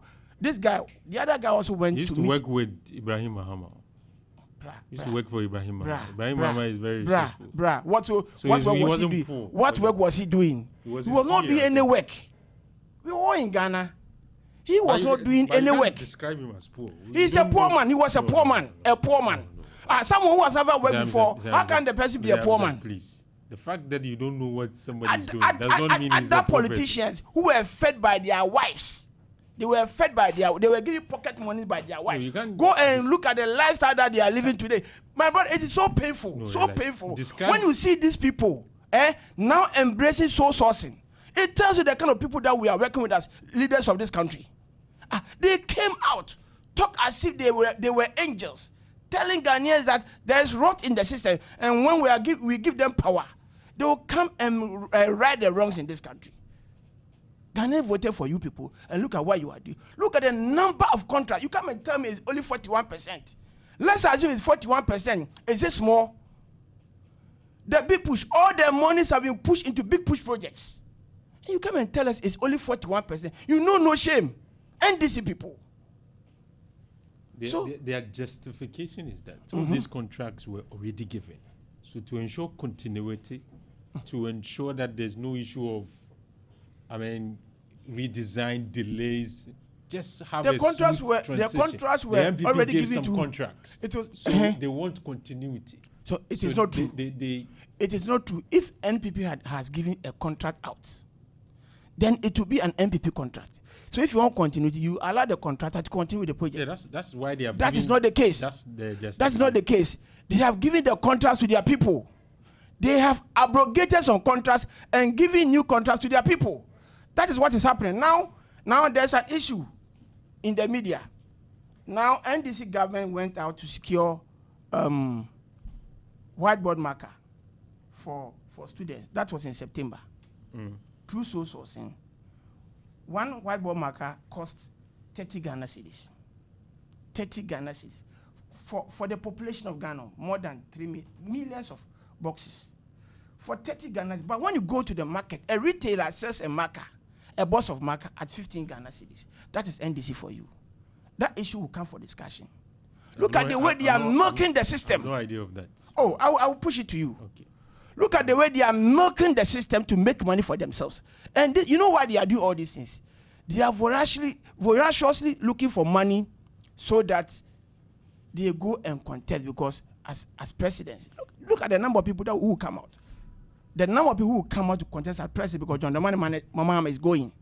And now everybody wants to make money to contest as a president. flag bearer of the NDC. So what was bad is bad. It's about time the NDC comes out to apologize to the people of Ghana. That they lied to us that soul sourcing is not good, but they've done worse about soul sourcing. More are yet to come. This is what you saw in under the big push. There are other projects that were given out as a result of soul sourcing. And when they do that, they are not being fair to the people of Ghana. I think the NDC must come out openly to apologize to the people of Ghana. Thank you. That is Mr. Yamison's point. Let me go to Kofi, whether he will apologize on behalf of his people. Kofi? Yeah, Alpha. 10 minutes. You guys criticized soul sourcing. These days, you're doing soul sourcing and justifying it. Yeah, so, and it's Why? not justified. But before I start, let me say it's just coincidence that we all just wore smoke. I hold the view that the smoke, is no longer a Ghanaian wear, it's now an African wear. And you all saw what happened it was Zambia. And now countries were, calling, asking those sowing their lesson to do more and then. As for Yamisemo, if I'm going for an event, I'll come and borrow it. And it's also a Ghanaian month, a Ghana month, so we are celebrating Ghana. And you see, that has even coincided with the success that we have chalked at the UN level. Okay. So we'll continue to do that. But let's come to the substantive matter about the contracts. Alpha, let me begin by correcting a dangerous misconception. Which is? Deliberately pushed by the MPP and Fourth Estate. But let me make that correction first. Soul sourcing is never a crime in Ghana. Under our procurement laws, soul sourcing is never a crime. Okay. That is number one. Those who are trying to push that agenda are either ignorant of the Procurement Act or they are deliberately doing so to mislead Ghanaians. But Ghanaians are wise. They will ask questions. Let's deal with the facts. You see, Fourth Estate has referenced that the government has awarded over 81 contracts which are sole sourced. But what they conveniently ignored is that over 400 contracts have been awarded and they were all done through competitive bidding. So you are saying that something that constitutes only 44% is wrong. You are acknowledging that is wrong, but over 400 contracts awarded, through competitive bidding. That one that you're not talking about it. So I find it difficult to see the scandal in this. The scandal in this is what your people said about soul sourcing. I'll come there. I want us to take it one by one. I was surprised my brother. So the people are using the words used on soul sourcing to measure we still maintain that. We still maintain. I'll come there. That's the only. I'll come there. You see, there is a way that propaganda, propaganda is churned out. So they are like, let's put out a big number and create panic, sit back and hope that Ghanaians will not ask questions. So they have gone to just reference that 81 contracts of big push, or in fact they said 107. If you read their publication, there are 107 contracts of big push. It does not mean that any contract that you see or any road project that you see, that contract is under big push. In fact, some of those projects that we have categorized the big push projects, the old one and the new ones. Some of those projects that we have even added to the big push projects, some were even inherited, about 21 of them. You can talk about the Adenta Dodowa Road, Ofanko Road, Swami Interchange. They were all inherited, and they awarded those contracts through sole sourcing. They awarded those contracts. He made a claim here that we came and we have taken the contracts back and have given them to our people. I am ready to give him 30 seconds of my time to name the person that we have taken the contract from and given it to somebody else.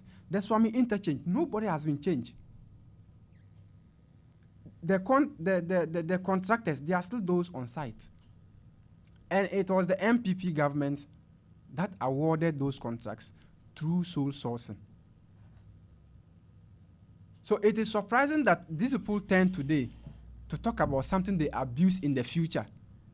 In the past or in the future? Yeah, sorry, they abuse in the past. It is surprising because you cannot talk about something that against something you normalized in the past. But you spoke against it. Why are you doing it today? You see, we still maintain that why can't you allow sole sourcing is not a crime. But you said sole sourcing is a recipe for corruption. I'm coming. The Ghanaian people are likely to be denied of value for money. No, it is. You don't allow for competition. You see, to compare. Sole sourcing so those are some of the criticisms you when it meets certain requirements. Number one, agency, and and other conditions. Yeah. So I'm saying that it is regulated and it is acceptable when it is done. It is done. So yours is good. Within the province of the law. He should show me. Has there been inflated cost? No. Has there been a case of no? Oh, has there been a case? Has there been a case that? Has there been a case that the contracts have been awarded to people close to government? They are not close to government. Have there been a case that you see? Let me also make this point, lest I forget. They are trying to reference Sami Jemfi, that he made comments about sole sourcing in the past. And the Fourth Estate took an excerpt of a video, of his video that he did. He was doing, I think, NDC 360 and Movement of Truth. If there was an audit report, the Auditor General report on Cocoa Rose, and that report revealed that if you read paragraph 61 up to 63, the revelations there are that the cocoa rows were inflated. They were even awarded through sole sourcing, and in fact, I have to acknowledge that the sole sourcing wasn't the crime, but the point we sought to make was that the awards were, the cost was inflated 3 times the cost of those projects. Is that I can even pull it out. Wrapping up for me. I can pull it out. So we spoke against the inflated cost. But you didn't speak against sole sourcing. Like I said, sole sourcing is not a crime. In fact, they cited agency. Have you seen Samuel Okudzeto Blackwood? That's what I'm saying. That it is if it does not meet. But Alpha, we said at a certain point in time, they were even doing 100% sole sourcing. Go and check the kukurus. I said, go and check. I can still pull the report here. Go and check the kukurus. And you have a case that somebody is doing 44. And in fact, the 44 costs all rows. If we isolate big push projects alone, it will even be up to, I'm not sure it will reach 20%. Okay. Yes, of sole source, projects, contracts awarded through sole source. Okay. It won't be up to that. Wrap up for me. Let me. So I'm saying that the MPP should be the last people to be talking about sole sourcing, because they abuse it, and we have even come to minimize it. Even at a certain point in time, the president hinted that a legislation will be introduced to regulate how it is done. Okay. So they should be the last people to be talking about sole sourcing. Thank you very much. Let me read some of the messages that have come through this morning. This one says, Alpha, please tell Mr. Yamisem to relax. We saw what they did in government. When NDC was criticizing them for doing sole sourcing, what did they say? They justified it. Today they are criticizing it. So what's their principle in this matter? I do not like politicians who do not abide by clear principles. I see. That's from Farid. He said, I'm sending this from Kenya. So thank you very much, Farid, for joining us this morning with your message. This one says that, Alpha, what is happening is not MPP arguing with NDC. This is NDC in the past arguing with themselves today. Their old videos are discrediting what they are advancing this morning. That's all that is happening. This is NDCs versus NDC. It's going to be like this for the entire 4 years. What they said, when they do it, and they will say a different thing. That's according to Kuju Manuel. Thank you very much, Kuju, for joining us this morning with your message. We have I had wanted him to start, but if you want to start, that's your own. Which one? The Ashanti First, Amwakohini, and Matters Arising. Paintings and the defacing of paintings. No, that's the structure of the show. So, Kofi. Yeah, Alpha. Dr. Amwakohini is still trending. Yes. Some people say, I mean, deliver the most important things. You are just doing unnecessary stuff. But he's been organizing people, students, painting. We are learning that some of the paintings have been defaced here and there. What's your view on this matter in the next my take 10 on minutes? This is very straight.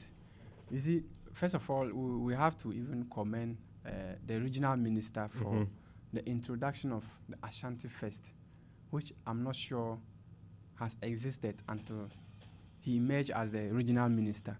So we have to commend him for that patriotic initiative. And yesterday I listened to you, and you made the point that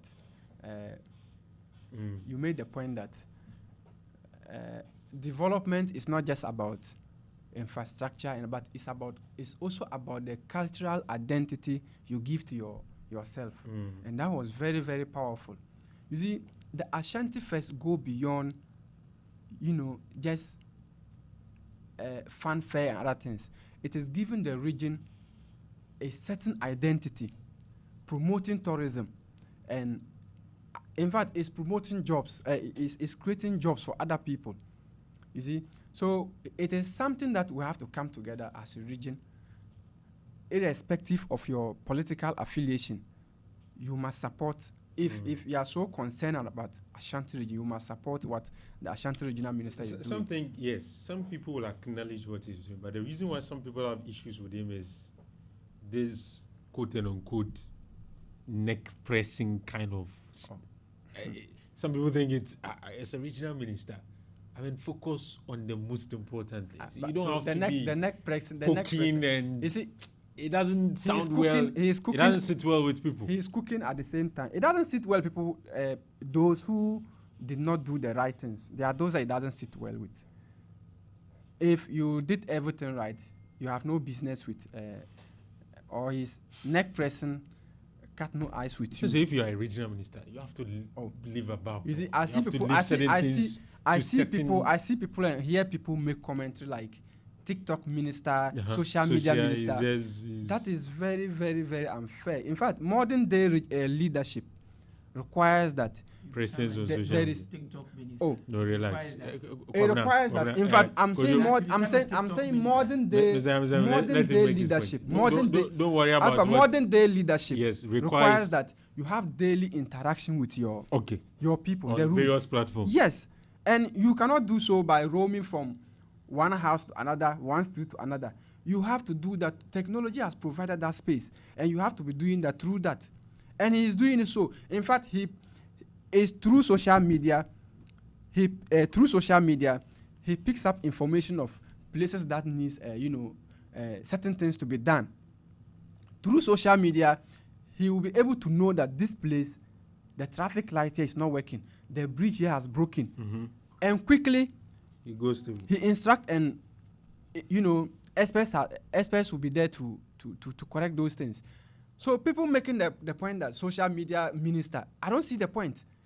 It's either they hate the development of the region, or they have a personal issue with the Ashanti regional minister. Nowhere any modern day leader would not downplay the importance of social media. And in fact, he was even on social media before he became a regional minister. And it's through social media, he garnered a lot of votes for the NDC. So he cannot suddenly say, because he has become a regional minister, he will leave what brought him to where he is. No. Social media is part of, if you know how to use it very well, it's part of leadership. You interact with your people. Promote certain. How would people outside the region know that there is something called Ashanti Fest? How will people know? But through social media, other people are beginning to, mimic what is happening. Be like, oh, I like the way the Ashanti regional minister is doing. Is promoting the region and tourism. Yeah. Let me talk about what the paintings at the Asakwa interchange. You see, he has brought those students to come and display their talent. You would not have known that this person, Yao or Kofi, had this talent. But for the fact that the person has gone there to make some drawings. And I'm told that they have been asked to also leave their names on their writings. When you go and see, they can be given contracts right after SHS. They can be given contracts to do those works. Tell me, is that not promoting? Is that not a form of job creation? So it is only somebody who doesn't want the development and the human resource development of the region who will speak against what is happening. And people, some unscrupulous people have gone to deface some of the, what is that? That's very unfortunate. What is that? And I call on the security agents to expedite, investigations and fish out those people. Okay. That's a betrayal of the region. And in fact, damage to somebody's property. And we know that's a crime. Okay. So we should all come together and support what is happening. Kumasi or Ashanti region comprises so many tribes. I am not an Ashanti, but I support what is happening because I live here, and then whatever is good for the region is good for me. So we should all come together. This is not politics. I saw that they were even drawing the image of former president Nana Akufo-Addo. If it was politically motivated, he will not do that, or that drawing will not be there. So let's come together, put behind us these needless distractions, and come together and promote the initiative. Thank you. Jones, thank why you. Are you people so unhappy with Dr. Mankwin? It's like you're not comfortable with him. Some say he's doing an amazing job. A lot of people like him. Not comfortable. He's one of the most popular ministers in TikTok, Ghana. On TikTok, no, across the country. Across the country. Yes. Hey, if you want to people like him. If you want to talk about most popular minister, I will give it to Haruna Iddrisu. Okay. Excellent personality. He is doing very well. Though there are some challenges in this area. Okay. But if you want to talk about most popular minister, you talk about the likes of Haruna Iddrisu, not someone who is on social media 24/7. Then he has a lot of followers on social media because of that. You say he's popular. I don't know where you are coming from. Are you talking about the most popular minister on social media or what? Or in terms of performance? Is that what you are? Some think he's doing well. What is he doing? We are coming to this discussion. Lifting the image of the region. He's not done anything. He's representing us well. He's not done anything. In fact, he's the worst regional minister that we can talk about in the history of Ashanti region.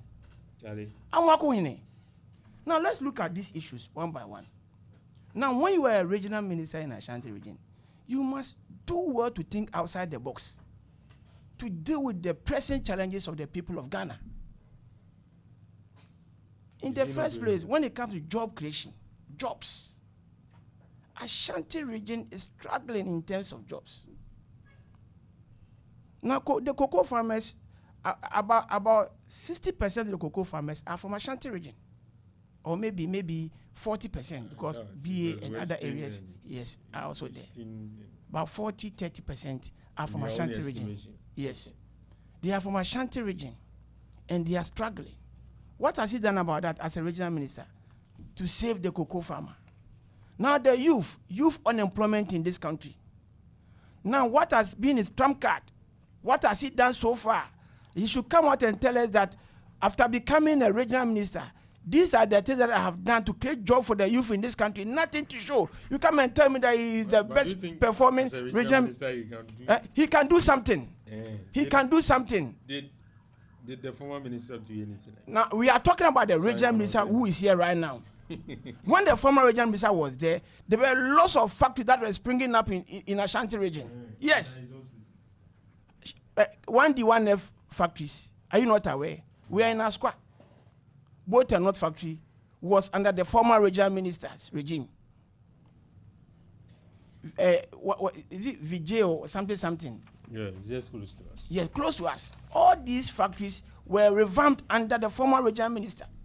So we are saying that after becoming a regional minister in Ashanti region, he should tell us one single project in terms of industrialization that he has facilitated. You come and tell me that is the best performing regional minister.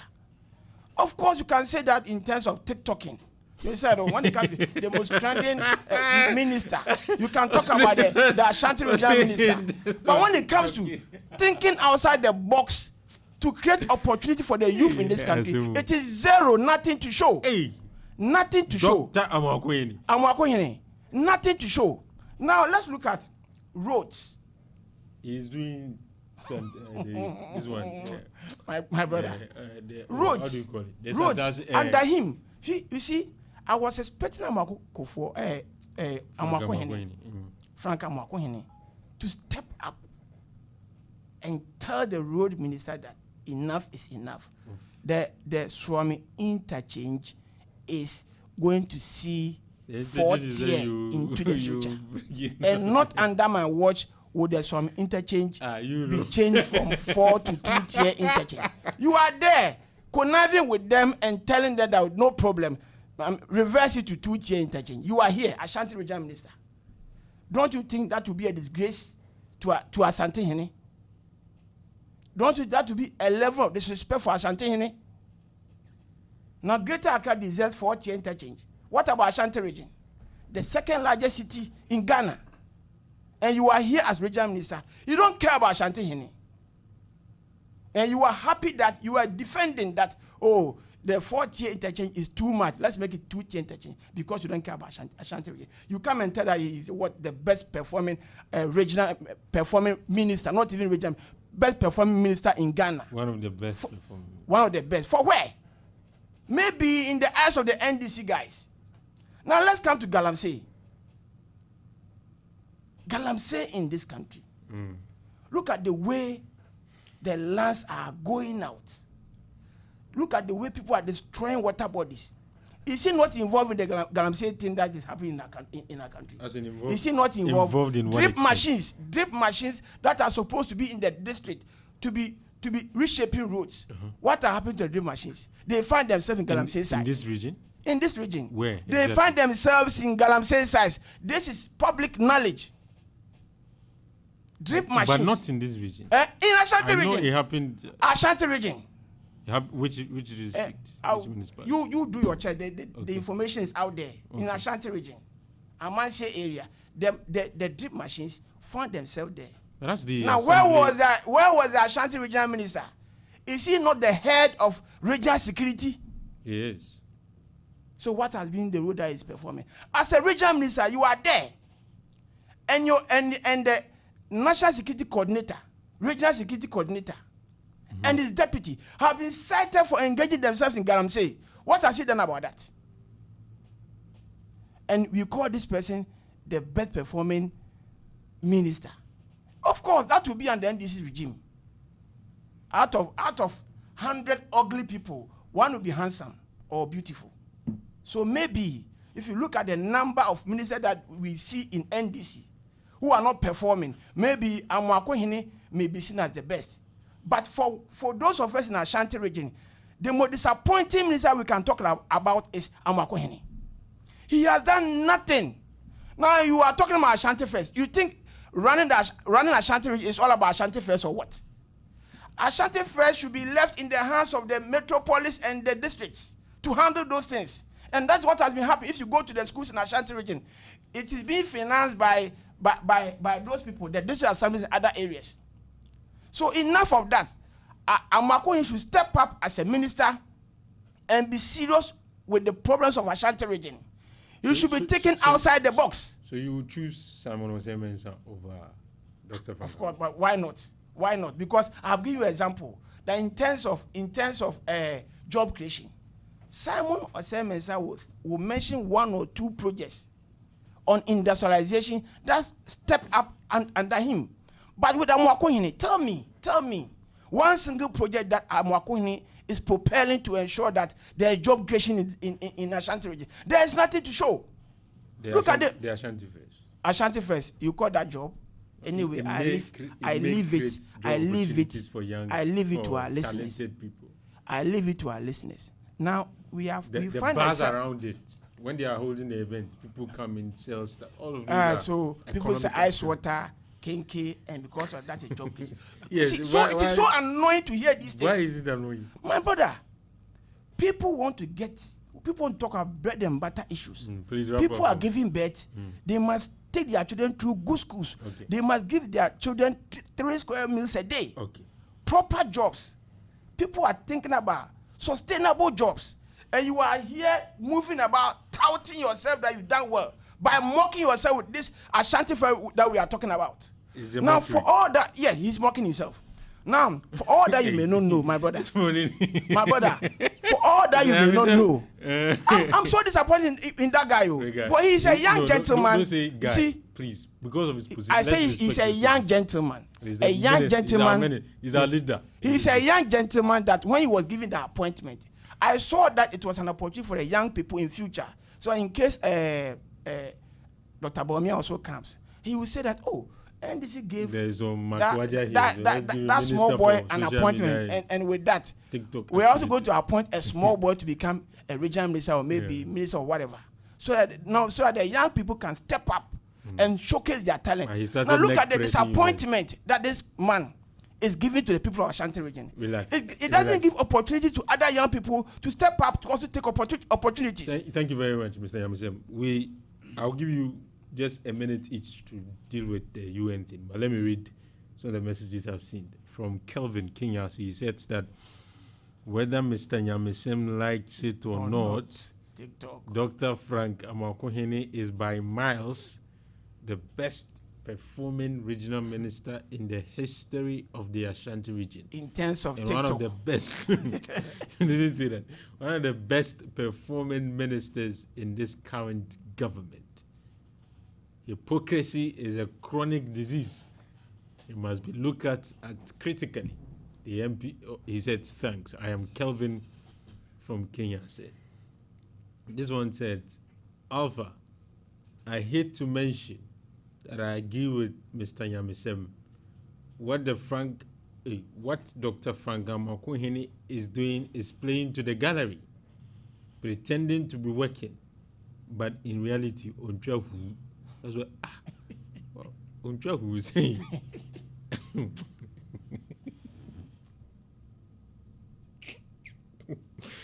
So on the tree they can ask people.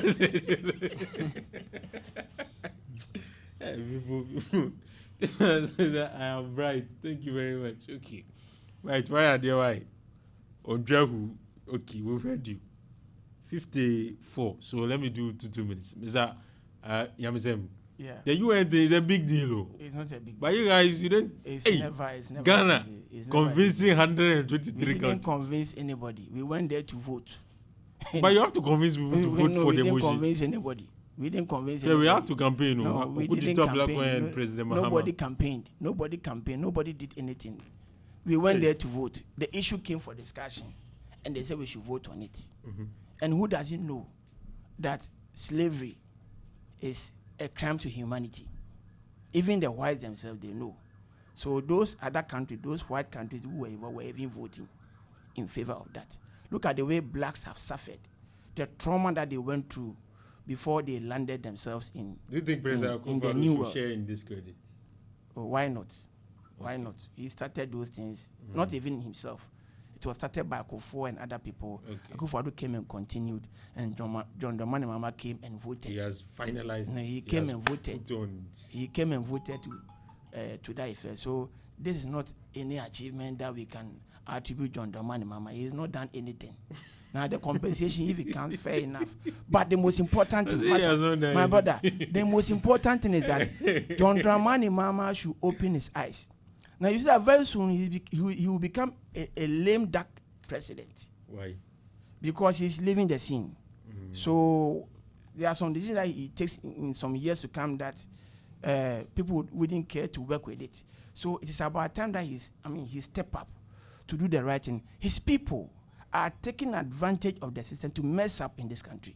And I think it's about time that John Dramani Mahama should step up and start doing one or two things. Where the country is going is becoming dangerous. Okay. The problem with unemployment is becoming so serious that John Dramani Mahama should put pragmatic measures in place to ensure that job creation becomes one of his agenda. Thank you very much, Mr. Hamsen. Let me listen to Kofi in the next 2 minutes. Kofi. Frankly speaking, it's unfortunate that our time is very limited. I wish we could have one day a whole session to deal with this matter.